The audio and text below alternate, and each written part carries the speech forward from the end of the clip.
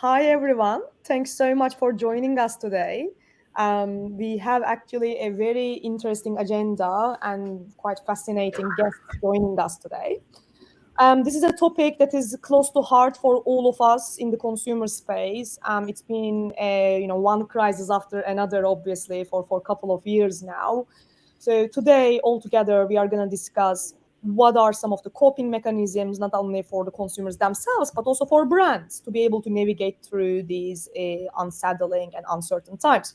Before we jump in, I would love to introduce our guests today.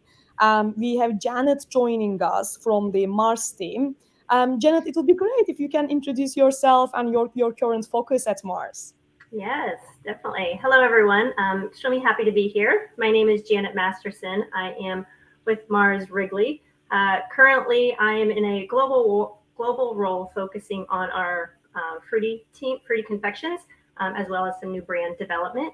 I've been here a little over 15 years, and before that, I was more focused in the retail world, but always within research. So, again, thanks for having me today.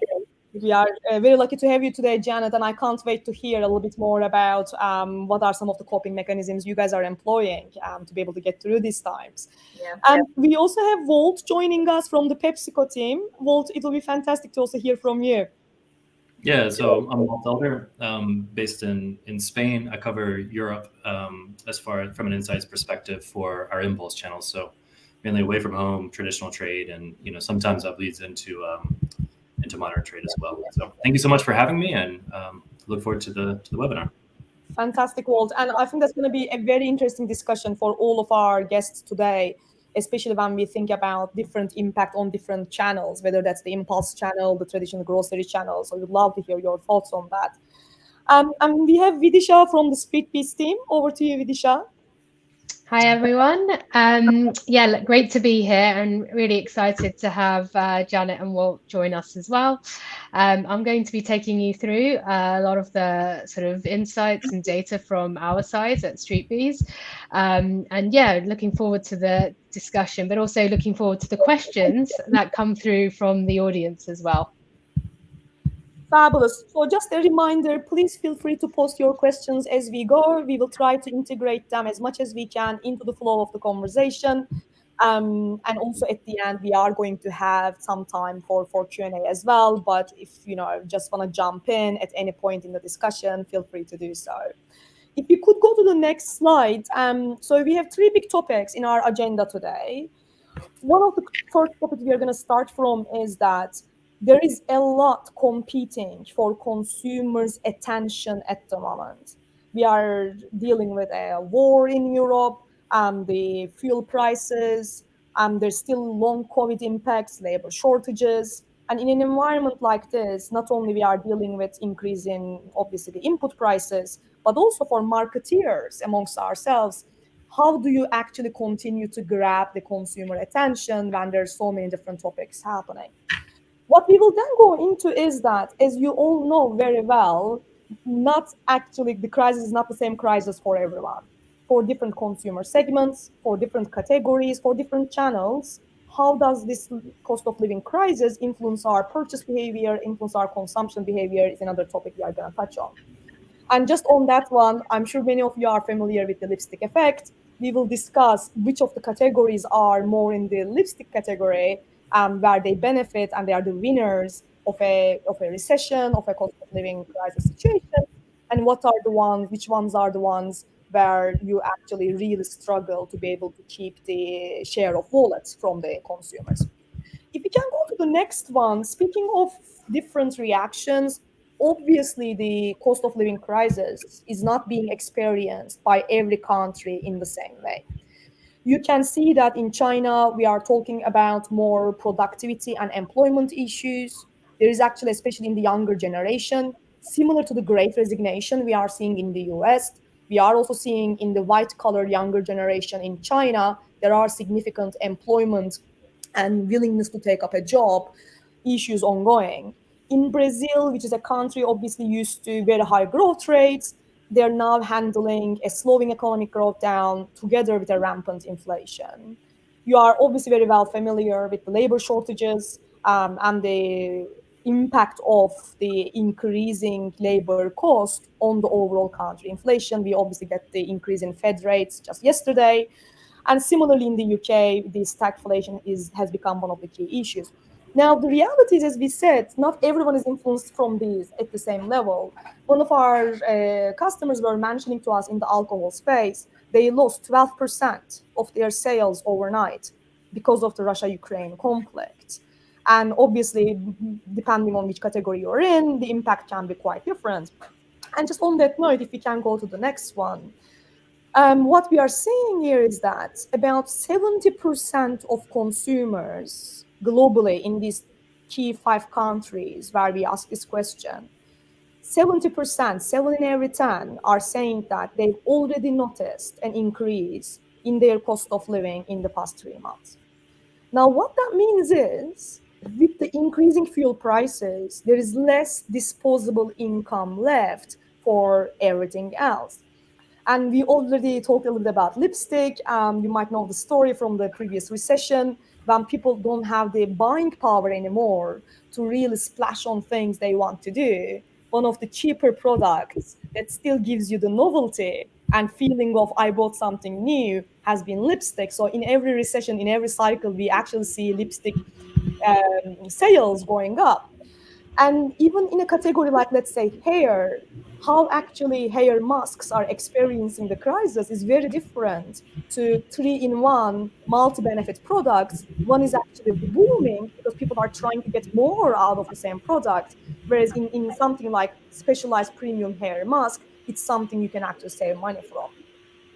Similarly, what we see in, for example, the fine dining versus QSR in mid-market has been very different. Now, before we jump into some data, Vidisha, how do you think the current cost of living crisis is different from the COVID period that we actually experienced? Do we see in the data already a big difference in terms of how the consumers are reacting? Why don't we start with you, and then we can go to Walt and Janet? Yeah, absolutely. I think we are seeing the difference. So we're seeing one thing with the cost of living is quite polarized behaviors. During COVID, we saw that while there was some polarization in some categories like alcohol, where people were either drinking more because of boredom or making the fun at home, creating that bar-like environment at home and using it as a way to socialize at home. On the flip side, we saw people cutting down on alcohol as well because of health reasons and saving money as well. But generally we saw quite a consumers behaving in similar ways when it came to stockpiling, when it came to purchasing habits, when it came to health and hygiene and germ prevention. So we obviously saw a big spike in cleansing and personal hygiene products. So we saw a general behavior or general, regardless of the types of people, we saw a general shift in one way. Whereas cost of living crisis is creating quite a bit of a polarization right now, not just among people who are lower income or higher income, but also the way people are approaching it in terms of their optimism towards their own futures, and also in terms of having had 2 years of lockdown and restrictions, they're not quite ready to cut back yet. So we're seeing quite divergent behaviors, and it's quite interesting right now whether that will continue or not. And Walt, in your experience, looking after so many different channels, what has been your observation? Literally, another crisis following a big pandemic we just got out of. Yeah, I feel like we're only sort of coming out of COVID. It's something that we're still trying to understand what the world's going to look like. But I feel like the big difference for me between what's happening now and with COVID is that in COVID there were kind of two things. It was really sudden, right? It happened just overnight. We all probably had flights we were supposed to get on, and then our company shut us down. Then came in, government interventions where we couldn't move. If we look at the stat that we have on the screen right now, this is kind of trickling in, right? It's 70% are noticing it, and 1 in 3 of these feel like it's significant. So it's not something that just happened overnight like COVID did, and the world just changed. This is something that's creeping in, and we're starting to see the impact coming in a different way, which I think is, and Vidisha, you hit it. It's that 1/3 of the people that see it, they're getting hit hard, right? If you rely a lot on your gas, and you have kind of a smaller income, this is going to be big for you. If that's not the situation that you're in, it's easier to not notice this. Whereas with COVID, we all know, it happened, and we were in our houses and couldn't leave. Interesting. In some sense, the pandemic was more egalitarian, isn't it, into versus inflation crisis and how it influences different groups. Yeah, and if we remember back, there was also kind of that coming together where people were clapping in the street, and we're banding together to say, support the workers that are in the healthcare system right now, and that's not something that we're seeing right now. This is more personal versus communal. Yeah, absolutely. And Janet, what are your thoughts in terms of how people have experienced the pandemic crisis versus the cost of living crisis? Yeah, I mean, I think there's a couple differences. I mean, definitely what Walt had talked about, but I think also with COVID, it was kind of the first real big pandemic that people were kind of digesting. So I think the frame of mind there versus the inflation was a little bit different. Like Walt said, it was a little bit sudden, like, oh my gosh, what are we going to do? Now this inflation, it's kind of something else that's big and coming on. And I think people are a little bit, I don't say prepared for it, but are understanding it, like, okay, having some coping, mechanisms to get through it. I know especially some of our younger consumers are like, everyone thinks everything's a pandemic. And it's like, that's just what they've grown up with, like, yeah, just something else that we have to think about. So I think that mindset is a little bit different. I also think, just particularly with our category, the easiest thing is with COVID. I mean, you were literally shutting down stores, so people couldn't get to the stores. So that was just a whole issue of, or, like Vidisha said, stockpiling, which doesn't really bode well for an impulse category. Whereas now the stores are open, but now there's a different challenge of just making sure that we're actually getting in their basket, because now if they're more conscious of what they put in their basket, they're thinking a little bit more about the choices that they're making. So I think that's probably a big difference that we see within COVID versus the inflation. It's a very good point, and that's exactly why we have to look at the data by consumer segment, by subcategory, to actually really understand the influence. And on that note, I'm going to hand it over to Vidisha. It will be great for us to see what is top of mind for consumer right now in those different markets.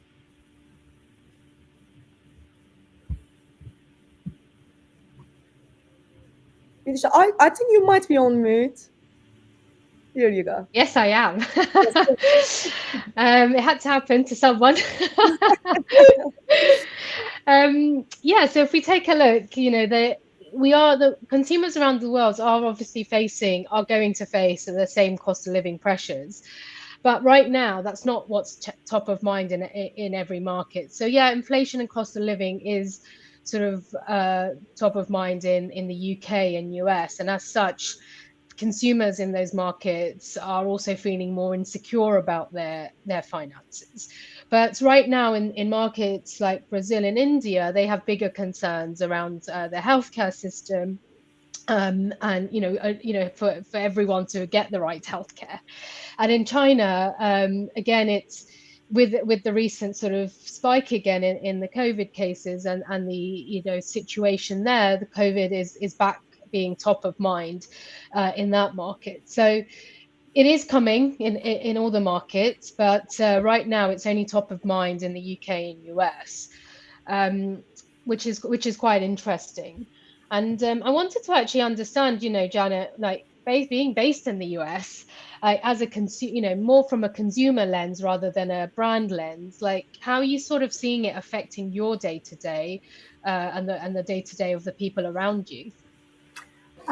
Yeah, I think, we have a great foresight team here at Mars Wrigley that we were talking about this. And I think the cost of living has really been increasing, over time. Consumers may notice it to your earlier point, last 3 months, but it has kind of been creeping up, and the rise in, home prices and rent relative to income will likely make like housing just unaffordable for a huge part of the population, which will really just exacerbate inequality. And it's kind of a heavy topic, but with this cost of living means inequality is only going to get worse, and that will really increase the probability of civil unrest. So there's this just uncertainty and a little bit of like safety concerns and what's going on that people are just kind of carrying with them every day. And then I think aside from just kind of at that macro level in economics, with this high uncertainty, I think increases like a sense of control. So on the everyday level, people really want this control within their lives. So one of those is like making sure they're keeping those routines, whether it be an evening walk, whether it be, a 2 p.m. snack, whether it be, going to the gym. So I think because of all the certainty in the broader sense, they start to have a little bit more self-control in these areas of routine in their life, which I think we're starting to see as well. Yeah, really interesting that it can lead to so much more beyond just concerns about finances, and spark other concerns, other sort of conflicts, I guess is the word to say. Yeah. And what about, what's the picture like in Spain, Walt? Yeah, I think it's just kind of something that's from the bigger picture, just something that's infiltrated the zeitgeist right now. And, I flip on the news every morning, and if you would have told me a year ago or a year and a half ago that I'd be tracking the price of a kilowatt hour or even have any clue what that metric is, I would have laughed at you. And, so it's entered into the conversation in a way that you're not used to. Other things, obviously you see it at the gas pump. You hear people talking about, the prices that are pretty much fixed, the cost of your breakfast every morning or your coffee or your local place. You start to hear people talking about that going up and the trade-offs they might have to make. On a little bit of a sadder note, there's for example, a local store near me, and we think about them having to suffer through 2 years of COVID, a year and a half of COVID basically being shut down. And then, some of these people might have depleted their savings, and then this comes along with the price of energy up so high. And I was talking with a store owner one week, and she was talking about how, it's just really becoming too much for her, and the savings depleted. And then a week or two later, the store's closed. So, there is, it's not just the consumers, but the operators are also struggling through this, having come out of such tough times.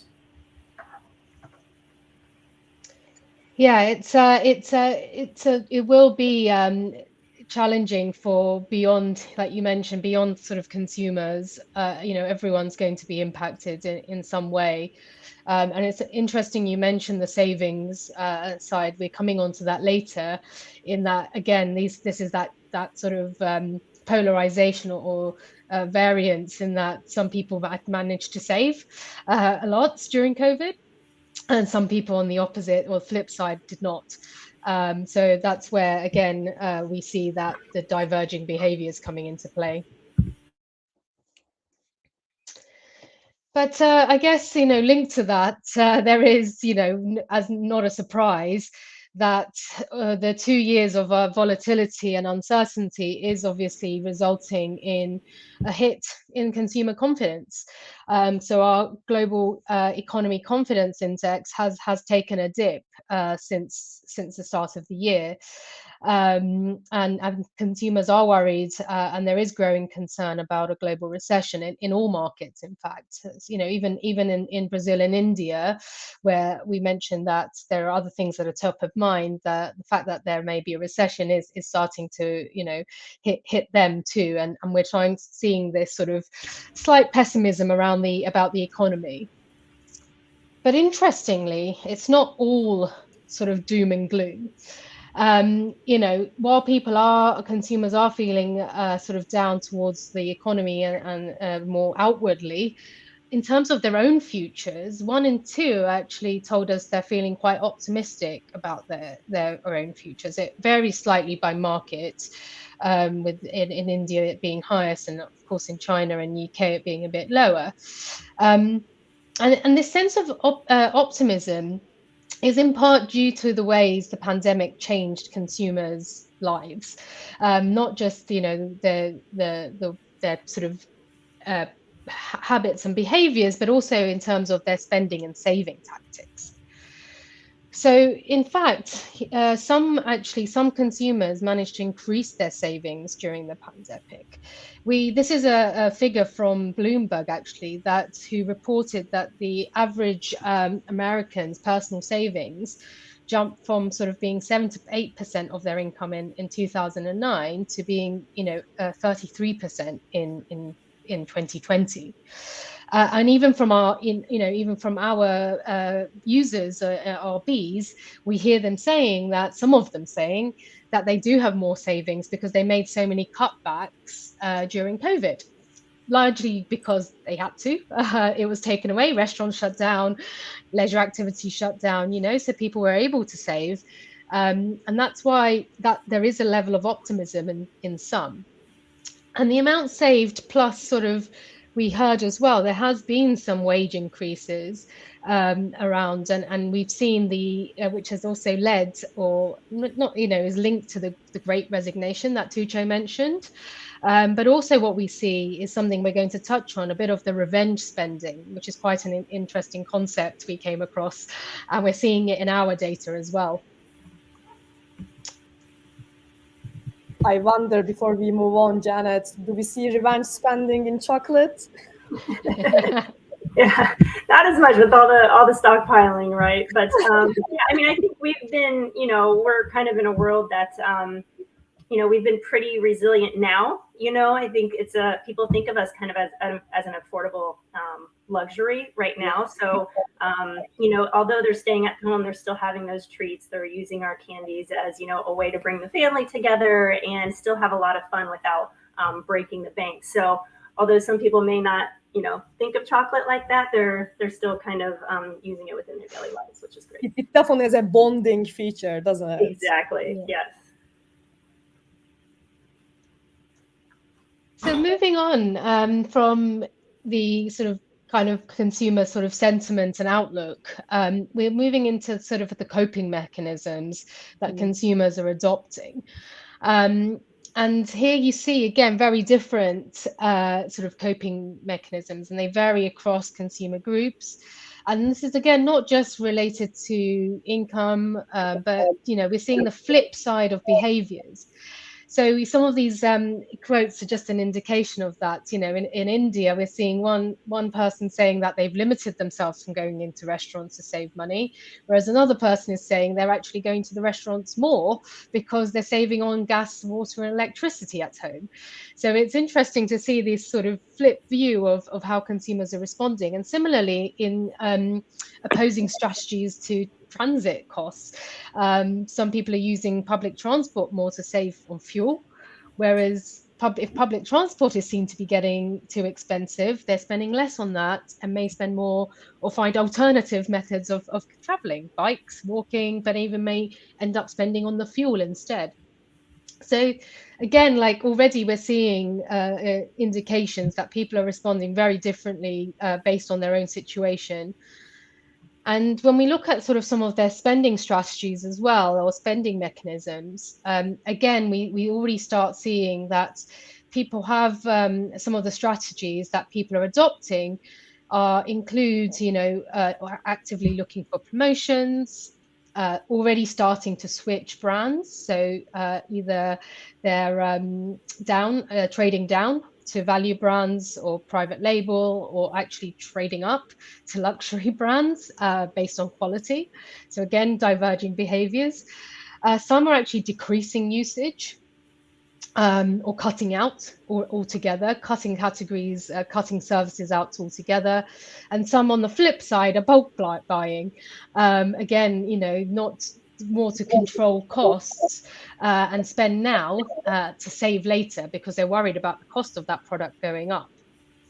So it's interesting that already we're seeing such, differing behaviors. I guess, Walt, it'd be good to hear from you. Like, what are the main coping mechanisms you're seeing, and how are you sort of helping consumers like navigate through that? Yeah, no, I think it's, for me, the kind of word of the day with this is trade-offs. And so I think that what we're seeing is that, consumers will be making trade-offs by choice, of course. And at this moment, it's about trying to kind of keep a pulse on what's happening, understand the trade-offs that are being made. And then a big part for us is then working through with the operators so that they understand what's going on with the consumer, because we can pass that knowledge through to them. And by doing that, they can then start to fill in gaps that start to pop up. One place where I've seen we've started to see those trade-offs taking place is that people are bringing in, the Tupperware to work. So maybe whereas before they might have gone to the local restaurant or the workplace canteen, now they're also starting to just bring things home. And so one thing that becomes really, really interesting about that is the way that a consumer's mood changes through the day, and the products that they're open to is very, very different. So that person in the morning, when of course they're preparing their Tupperware, they could be optimistic, feeling, thinking about health, saying I'm going to have a good day, and then that they pack that Tupperware. It's all really good products. It's very, very, very healthy.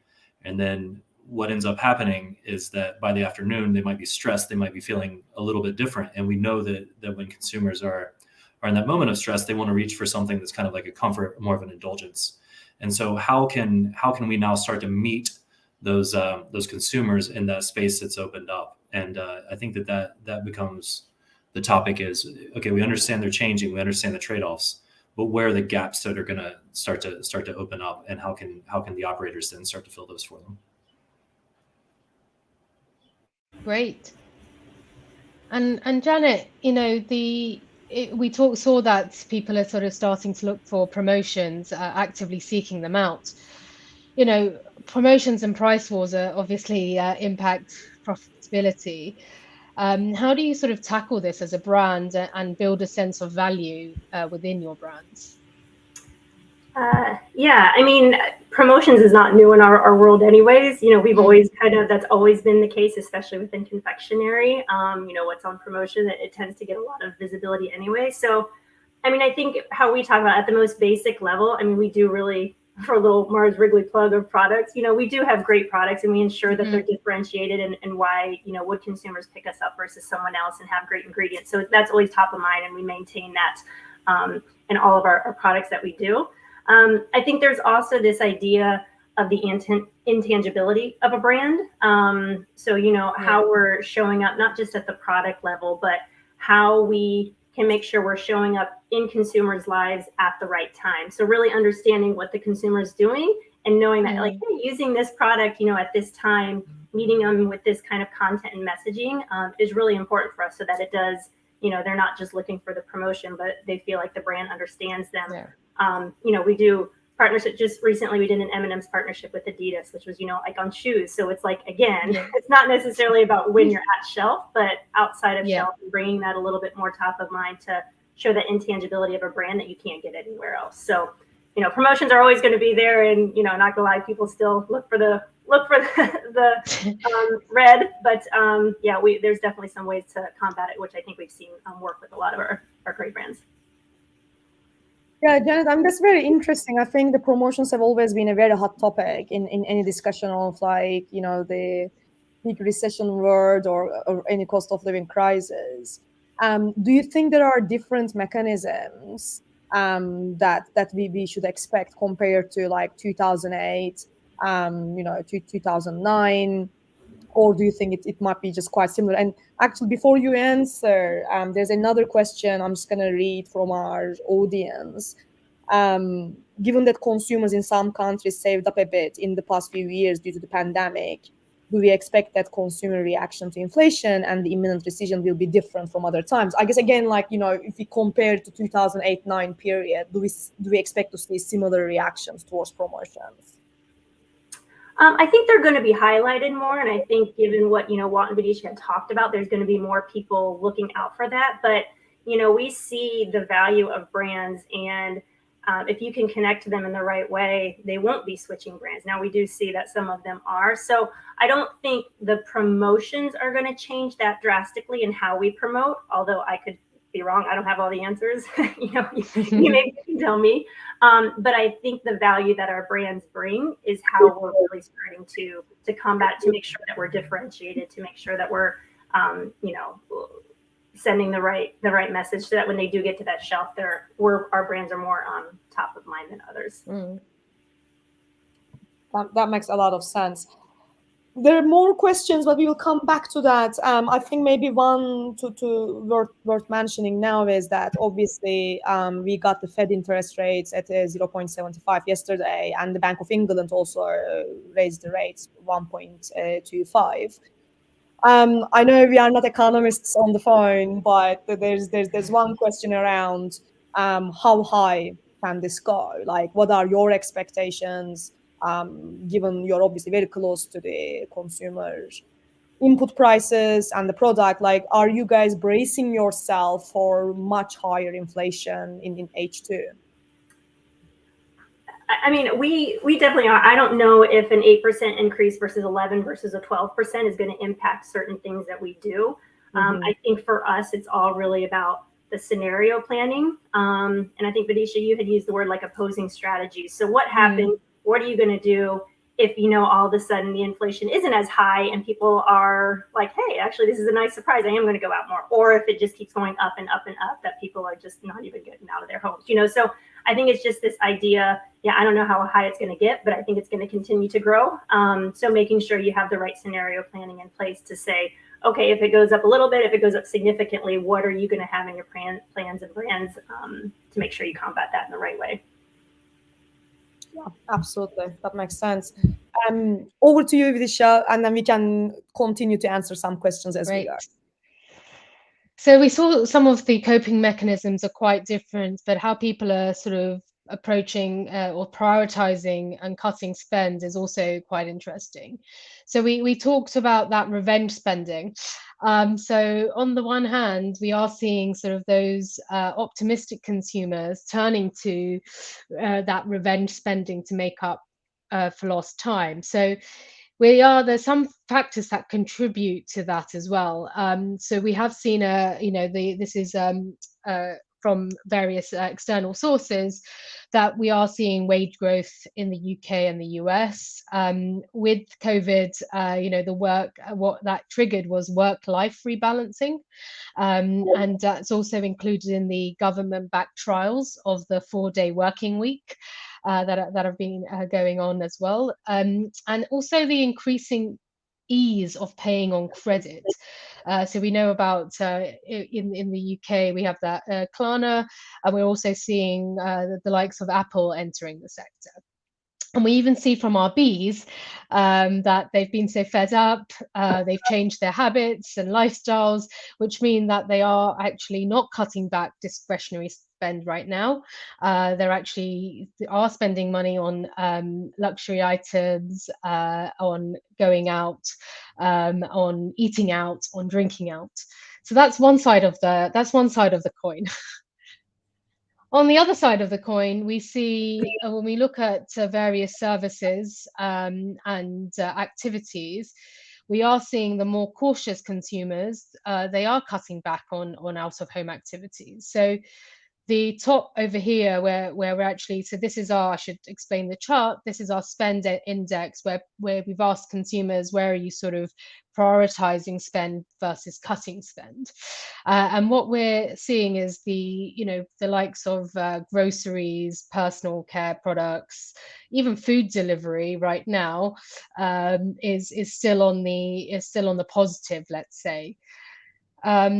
The likes of sort of energy, etc., some of those are essentials, but also water, energy, but also in terms of travel, I think that because of the limited activity or limited travel over the last 2 years, people are not quite cutting holidays just yet, or even TV subscriptions just yet. But where we are starting to see some spend being cut or deprioritized, I should say, is on entertainment in events out of the home, in eating out, but also then on the likes of some public transports and going to the gym, because we also saw in the pandemic with gyms being closed, people actually set up home gyms, home studios, and found other ways to work out. So it's already a sort of, like I said, there's one side of the coin where people are revenge spending, not wanting to cut, but there is the other side where we are starting to see some of these discretionary activities being cut. On that, I wanted to actually pose a quick question to both Janet and Walt. Janet, to you, you mentioned earlier about that affordable indulgence that your brands offer. Like, how can you really tap into that, and how can other brands tap into that in terms of this like split we're seeing with the two sides of the coin, both in terms of resonating with those who are revenge spending and resonating with those who are cutting spend? I think, like I said, our brands are, I think, do a pretty good job of being able to do both of them. So when I talked about before, a lot of people are, during COVID, and they still keep it in as a family movie night. And I think being able to leverage our products within those events, or having friends over and making sure our products are there to share, something that is really working.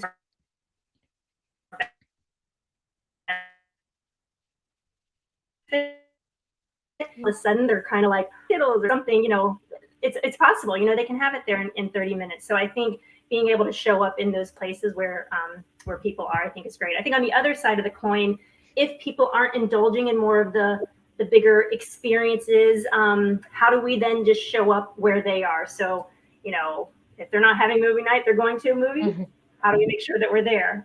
If someone is throwing a big party, a COVID, hey, we're done, or just, a birthday party or whatever, how do we make sure we show up at that birthday party? So I think either way, we're trying to play both sides of the coin to hit both of those issues. Great. And Walt, what are you sort of expecting to, or anticipating to happen in the sort of away from home space in relation to that post-COVID recovery versus the potential cutbacks on discretionary spending?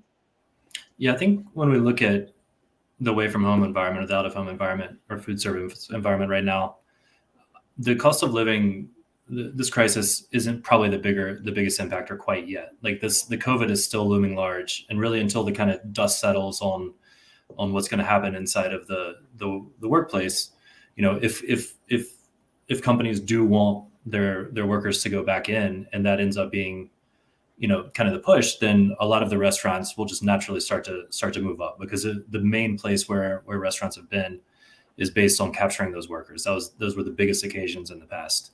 So I think until that dust settles, it's going to be a little bit difficult for us to really understand how this is going to impact it. The other thing is, of course, the overlaps. Are we looking at versus 2019? Or are we looking at versus last year or the year before? So, so I think we kind of just have to let the dust settle on that one a tiny bit. We have to be cognizant that this is happening, and we just have to be kind of flexible and agile in how we start to approach the channel. And just actually on that note, Walt, there's another interesting question from our audience about D2C strategies. And obviously, Pepsi has been one of the world leaders in adopting some D2C strategies. And that's been such a big topic during COVID, right? Because obviously stores closed, restaurants closed, you had to go to consumers directly in many ways. The question from our guest is that with the current situation, how is that influencing the D2C strategies? Was it more of a pandemic and lockdown thing, and we are actually returning to business as normal, whatever that is, or like D2C strategies are here to stay? They accelerated during COVID, and they are actually going to continue to grow? Yeah, we have to know that consumers picked up habits during COVID, and obviously some of those will stick and some will go away. And so I believe that, online ordering, being able to get products like that's one that is going to stick. Obviously some people will fall out a little bit, but it's not something that we're going to say, okay, COVID's over, let's no longer pay attention to this new kind of way of purchasing. Absolutely. And look, we see, for example, in the UK, some very interesting business models like premium pasta, right? And there's like a D2C premium pasta subscription service, which is doing incredibly well, got acquired by Barilla later, to be able to actually access the consumers directly. So it's going to be quite interesting to see how that sector plays out. Before we move on, another interesting question from our audience is around actually sustainability and climate change. And this is a quite common question around, if I have less money to spend on disposable, discretionary products, and given that the green products tend to be still more expensive, is this cost of living crisis coming at the cost of more sustainable, more climate-friendly products in the end? I don't know, Janet, if you want to start, are there any, do you have any thoughts on this? Yeah, I mean, I think we're still looking into it. I mean, sustainability was a huge thing for us, and when you're going into COVID, and then people were stocking up on paper towel and toilet paper and like single serve packaging, and like the idea of sustainability and less packaging went down the drain. And I think there is this inherent, I hate to say a little bit me first. That does not mean that people don't care about the environment, but I think they are trying to see what can I do for myself and the planet, but I think the planet is kind of secondary. So I think we're hoping, and I think we as bigger companies can kind of take more of a lead in that. But I do think at the end of the day, consumers, we've done some testing within our products, and they're not really willing to pay more for it. However, they expect us to step up and provide it for them as well. So there's, I think they want it, but they also realize that we need to kind of do our role. We, meaning bigger companies or companies in general, have to be more mindful of it.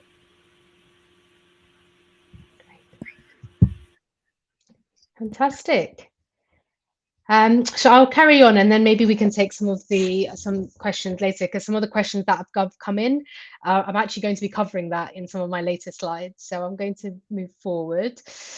Another area we're seeing a bit of a shift is where people are choosing to shop. So in fact, and what we're seeing consistently is sort of the rise of the discounter. So what we asked, our consumers. So this is not based on sales data. This is based on our consumer perceptions. We asked consumers, where are you purchasing more now, or where are you spending more now versus where are you spending less now? And what we're seeing is like the discounters store, either in store or websites, are actually on the way up. As particularly in markets like the UK, you see a huge increase in people's preference of going there for obviously the pricing. So it's interesting to see, like, we have seen a slow rise previously over time of the people starting to use discounters. It'll be interesting to see whether this is now, if there are indications, at least in the market like UK and US, that this is now going to create a bit of a jump on that, or push start that. But it'll be interesting to see if this is now the if this is actually paving the way for the discounter stores to actually increase footfall and actually even take over some of the smaller, maybe not the big giants, but some of the smaller convenience stores. So on moving on, I guess like this is where some of the questions have come in on the categories. So the lipstick versus piano. Tuche touched on this already, so I won't go into too much detail here. But the lipstick effect was considered to be a sort of leading economic indicator. It's all about that, what Janet mentioned as well, that affordable luxury. And making people feel good in times when they're not feeling, times when they're feeling down. So it's on the flip side, you have the piano, which it's not just because it's obviously a highly expensive item, but it's actually it's related to home sales and people actually moving home, which we know during a recession actually reduces. People don't want to take the risk. So that's why piano sales actually take a nosedive, or they did in the last recession. So on that, it'll be interesting to hear. Actually, I'm going to ask Tuche first. Tuche, which and then I'm going to ask Janet. So, which categories, Tuche, do you think will have the lipstick effect? Yeah, it's a very interesting question. So one of the things that we are obviously seeing from the data is that we very slightly touched on at the beginning is multi-benefit categories. Why? Because it's a very smart way of saving money, right? Normally, I might have a different moisturizer and a sunscreen and a serum, and all of a sudden that moisturizer, which is also a sunscreen, starts looking very good because I can actually like drop my spend to a third. So that's also a very smart way of avoiding very deep discounts for the consumers as well, like, and taking a massive hit on your bottom line, actually being able to keep the price point, keep the market share by introducing multiple benefits. But yeah, we would love to hear, Janet, Walt, from your perspective. Walt, if you wanted to start, what are some of the areas and categories you guys observe where it's resilient? Yeah, no, I think the lipstick, what you said about, multi-purpose makes a lot of sense. And I also think that, Vidisha, you touched on something earlier where you just intuitively said, people haven't cut down on travel yet. And so I think that what we're going to start to see is, for the people that are affected most during this crisis, the home's going to be a stronger magnet. So whatever can kind of happen inside of the walls of your house or within closer distances those are the categories that'll be a little bit more successful. So, what kind of distracts you? What has like a high fun value? What's kind of low in cost? I would assume that something like gaming, which popped up really big in the pandemic, would go up. So like, handheld games. You might have streaming services. You mentioned Vidisha. That's one that hasn't really dropped off yet. It's very, very low cost, and you have tons and tons of entertainment. To your point, Tuksha, it's family entertainment. It's entertainment for yourself. It's kind of family time, so it serves multiple benefits. And then I think things like do it yourself. So again, this is a multiple benefit. You kind of distract yourself while you're building whatever it is you want to build around the house, and then you have something when you're finished that you can use. So kind of staying in, doing projects like that. And then I feel like something like local travel, even staycations will probably pop up, and maybe you're not going to take that huge trip to that you've been planning. You'll just pause that one. So the categories associated with kind of being around your house, I think will be the big ones. Any other categories or thoughts, Janet, that you would add? No, I think Walt hit on a lot of them. I think, again, you kind of dig into some of the certain people and what people are liking or not liking. But I think everything when Walt said within your home, I think is the big one that I always gravitate towards. So, or anything you can do in front of a screen, because you're going to have that with you all the time. Mm-hmm. So they're going to be willing to download apps, gaming, as Walt said. I think it's going to be continue to be really important. And then, I think it's just, obvious with some of the high ticket items, even travel. I think people are going, we joke in the US that like over spring break, I think like you would have never thought that Disney World would be as popular, like everybody was going there. But I think they're not doing multiple trips. Like they're going to choose one, or they're kind of going to go out, and the rest of them could be staycations or so forth. So even if people are starting to go on vacation, maybe the frequency at which maybe they would do things would be different. But yeah, and that's very interesting. I mean, we're going to jump into the data to see the categories in a second.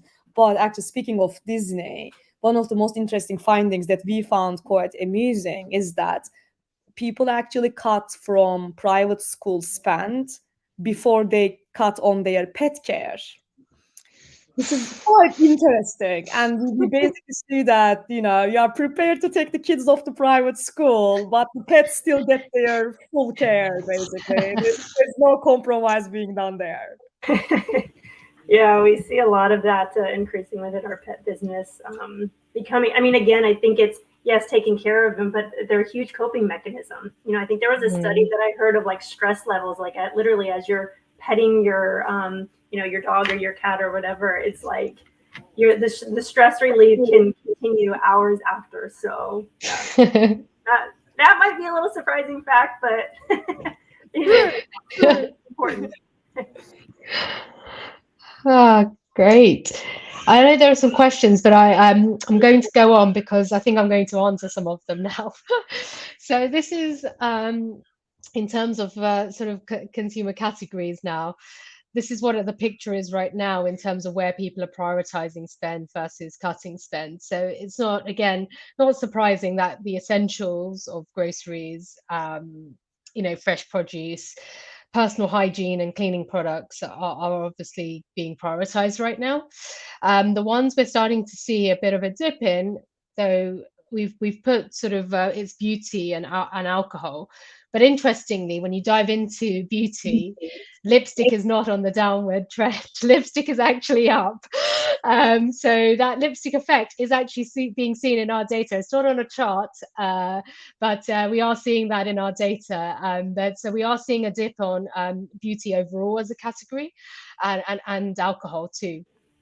Vidisha, one thing that we talked about with lipstick is like when you're on these Zoom calls, You may not have all of your makeup, but if you put that lipstick on, it looks like you've prepared. So that's probably a way. One of the reasons why you're continuing to see lipstick come up. Like, okay, on the bottom you don't see it, but at least you see my bright lips. So, well, you completely agree with that as well, don't you?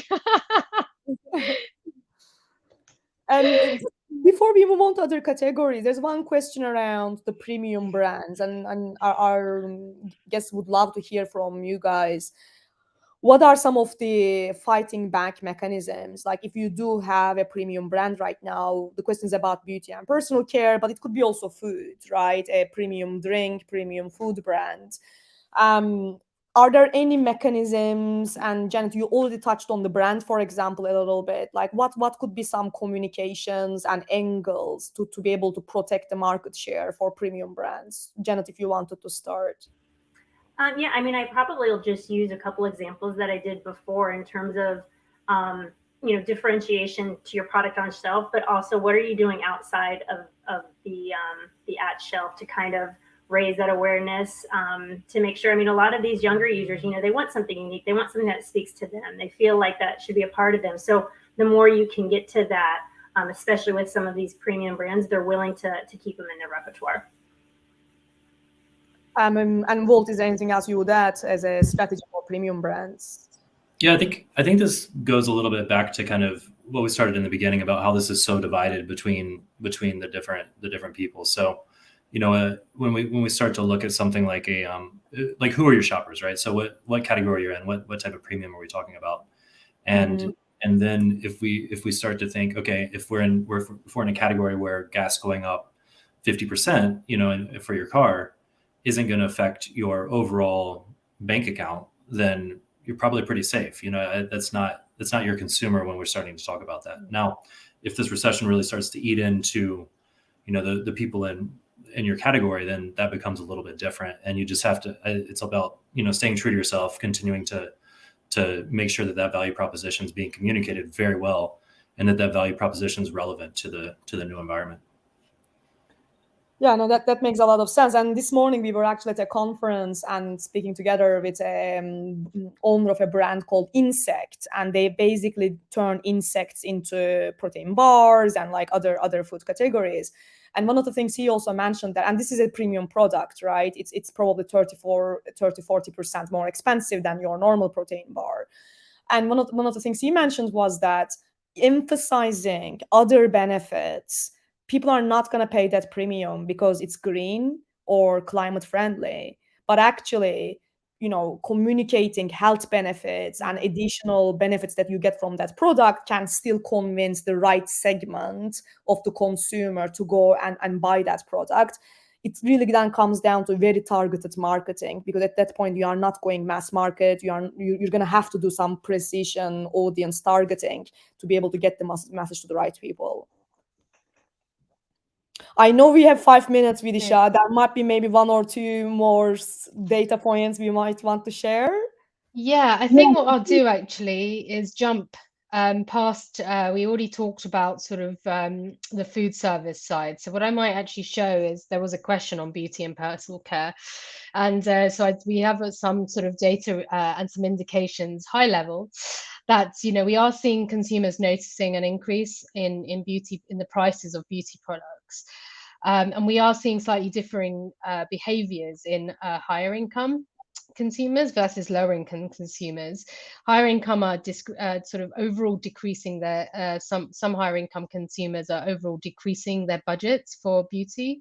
They're reducing salon visits and replacing professional treatments with at-home alternatives. So a behavior we actually saw has continued from COVID to now. Whereas from lower income, you'll see that there's a cut in, they're using less and conserving.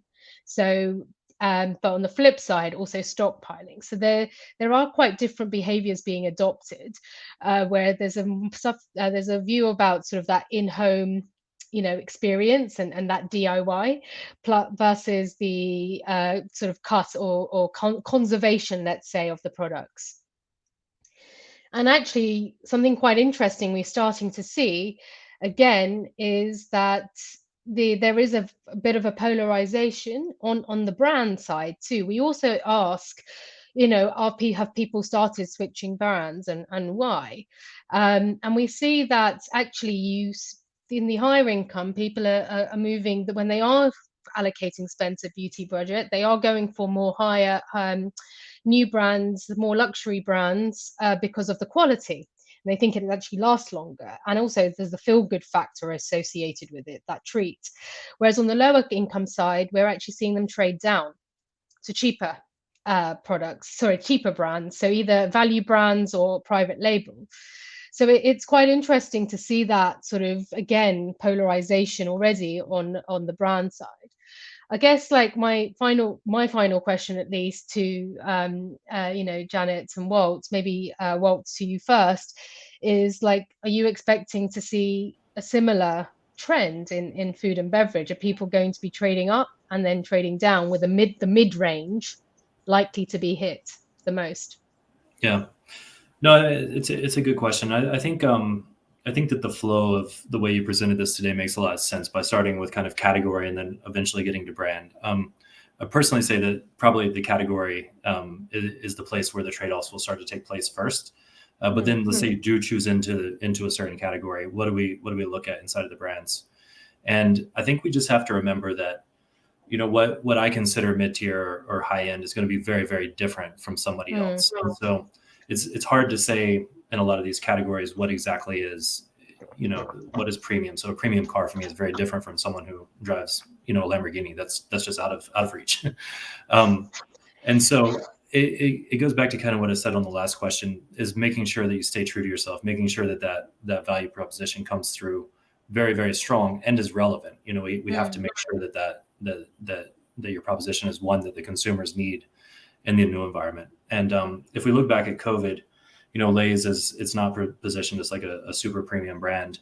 It's a little bit, it's probably premium to mid-tier.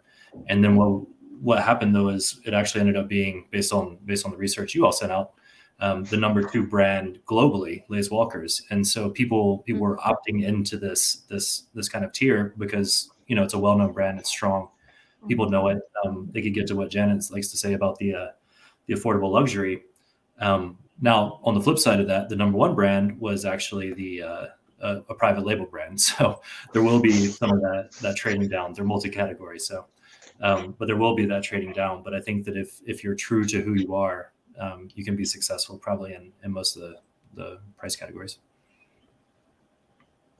Yeah, I would agree with everything that you said, Walt. I think also, just to the private label, that just like promotion, that's always going to be a huge thing for us within the confectionery category, given at the price point that you can get them at. But I do see there are a lot of consumers that are, trading up within our products. And I say trading up, you might, to your point, $1, $1.50, $2 chocolate may not be trading up, but if you are choosing sometimes between the brands, you are willing to spend a little more when you're doing maybe that family time. If you are giving it as a gift for a friend, if you are making sure that, you're sharing your moment with the rest of the world on TikTok or Instagram, that it's kind of a badge value as well. So I think people are willing to go there if, other people are seeing it, or if they're with, maybe some other people, so I think there is, but I think, Walt, to your point too, it's even higher than the brand level. It's at the category level as well, and what the trade-offs there.